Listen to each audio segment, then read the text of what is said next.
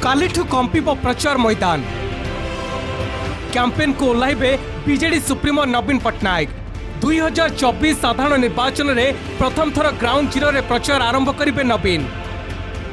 निज निर्वाचन मंडली हिंजिली करेंगे कैंपेन। हिंजिली आसनु नवीन लगातार 5 थर जीति एथर षष्ठ थर पर प्रार्थी होती।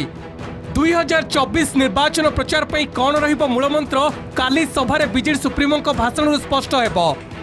बीजेडी मुख्य निर्वाचन रणनीतिकार कार्तिक पांड्यान आसंता काली प्रथम थर पर कौनसी निर्वाचनी सभा प्रचार भाषण देबे।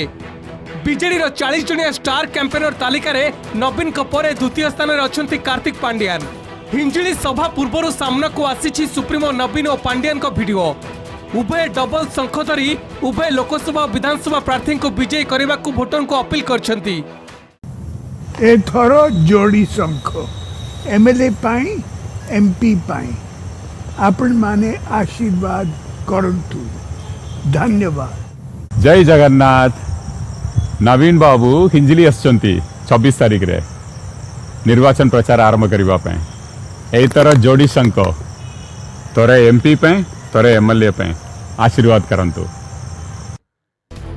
गंजाम रो हिंजिली और शेरगढ़ साधारण सभा जोगदे कैंपेन आरंभ करेंगे नवीन।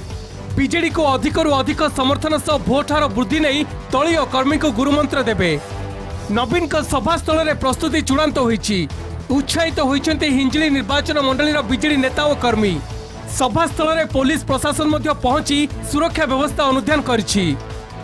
समस्त जनसाधारण एते खुशी आनंदित नेता आसुचंती एवं 2024 साधारण निर्वाचन जनसाधारण संकल्प नहीं कहते आमर माननीय मुख्यमंत्री नवीन पट्टनायक को लक्षाधिक भोट रे विजयी करूँ।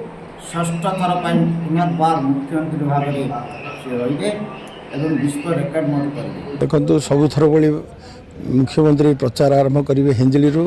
हिंजिली हूँ माननीय मुख्यमंत्री निज निर्वाचन मंडली उत्साहित हो षष्ठ थर पर माननीय मुख्यमंत्री को आवे प्रतिनिधित्व करने सुजोग देव एवं भोट देवु। विशेषकर युव एवं नुआ भोटर माने से बहुत उत्साहित अच्छा। 2024 निर्वाचन में दुईटी आसन लड़ुंट बीजेडी सुप्रीमो। गंजाम हिंजिली सह बलांगीर लोकसभा आसन कंटाबांजी आसन प्रार्थी होती। गंजाम रे बीजेडी संगठन सुदृढ़ रही बेले नवीन कंटाबांजी प्रार्थी होगा पश्चिम ओडिशा रे बीजेडी भोट हार वृद्धि होब बोली आशा रही। ब्यूरो इनपुट सह हिंजिली काटरू पवित्र पात्र रिपोर्ट कलिंग टीवी।